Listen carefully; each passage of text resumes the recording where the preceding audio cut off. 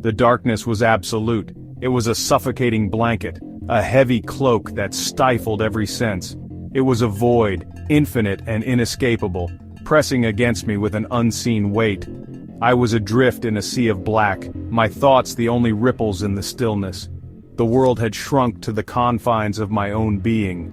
I was a prisoner in my own body, my mind racing while my physical form remained unresponsive. Fear, raw and primal, began to stir within me, its icy tendrils wrapping around my heart. I was alone, lost in an abyss of silence and shadows. Panic welled up, threatening to consume me. I strained to move, to cry out, but my body refused to obey. It was as if I were encased in concrete, my limbs immovable, my voice silenced. The darkness pressed in closer, whispering doubts and fears into the stillness. It was a living entity, feeding off my terror, growing stronger with each passing moment.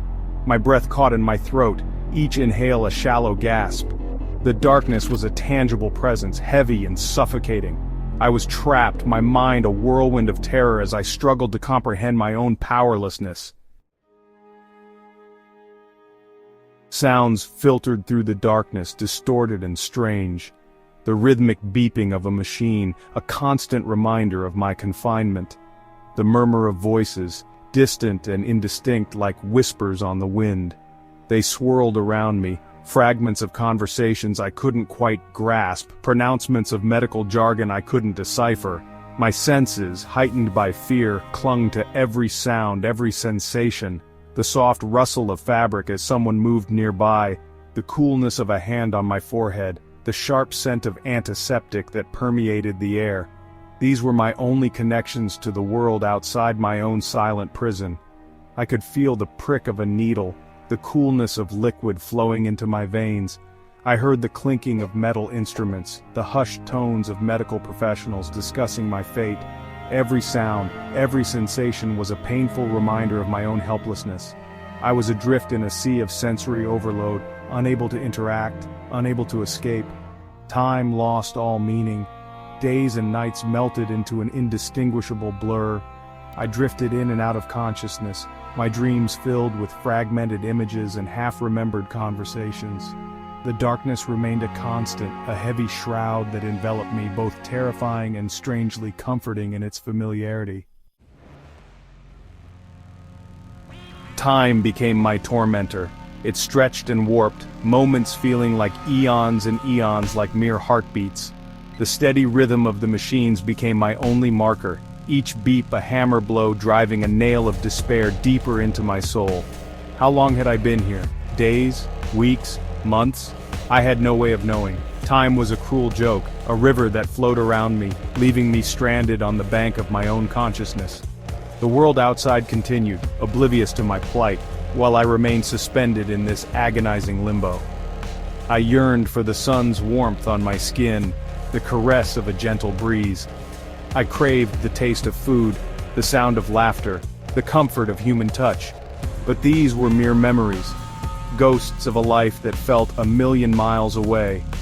I was adrift in a sea of my own making with no land in sight, no hope of rescue. Despair threatened to consume me, its icy grip tightening around my heart. What was the point of fighting? What was the point of hoping?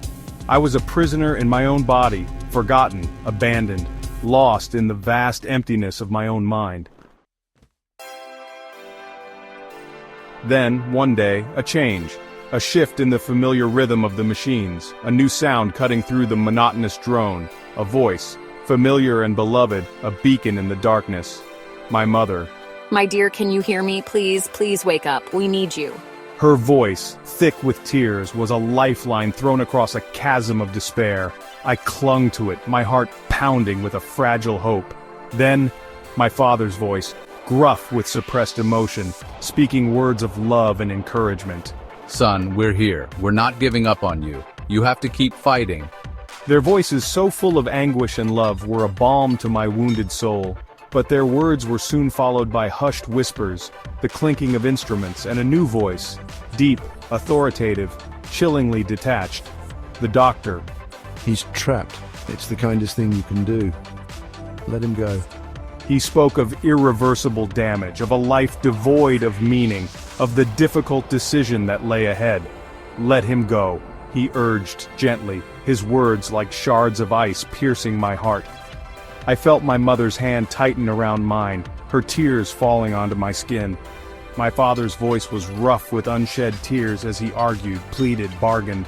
No, there has to be another way. We can't just give up on him. I strained to cry out, to tell them I was still here, still fighting, but the darkness held me fast, my voice a prisoner along with my body, and as the darkness deepened, a single, terrifying thought echoed through the void. I am still here,